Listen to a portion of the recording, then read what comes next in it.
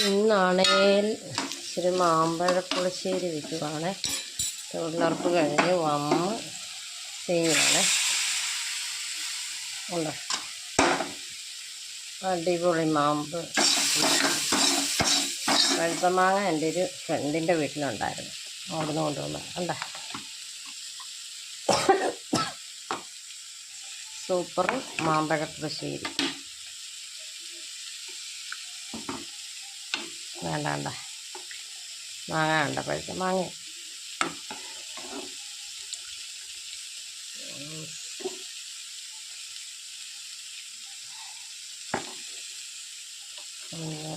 Super മാമ്പഴപ്പുളിശ്ശേരിയാണ്. തൊഴിലുറപ്പുണ്ടായത്, അത് കഴിഞ്ഞ് വന്നിട്ടാണ് ചെയ്തത്.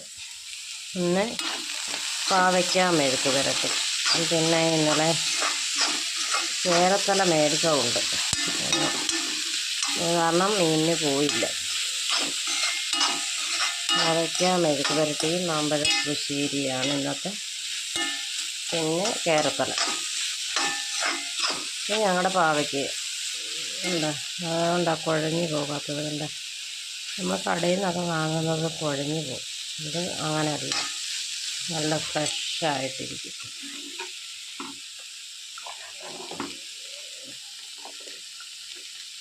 ഇപ്പോൾ പഴുത്ത മാങ്ങയുടെ സീസണൊക്കെ ആയി വരുന്നതേ ഉള്ളൂ. കണ്ണയ്ക്ക് ഇഷ്ടമാണ് മാമ്പഴപ്പുളിശ്ശേരി. എനിക്കും ഇഷ്ടമാണ്, കണ്ണയ്ക്കും ഇഷ്ടമാണ്. ഉണ്ടെങ്കിൽ നമുക്കത് മാത്രം കൂട്ടി കഴിക്കാൻ പറ്റും. മാമ്പഴപ്പുളിശ്ശേരി ഉണ്ടെങ്കിൽ നല്ല സൂപ്പറാണ്. തൈരൊക്കെ ചേർത്ത് ഉണ്ടാക്കി, തൈര് കുറച്ച് തേങ്ങ, ജീരകം അരയ്ക്കണം. ലേശം മധുരവും കൂടെ ചേർക്കണം, എന്നാലേ അതിന് ടേസ്റ്റ് വരത്തുള്ളൂ.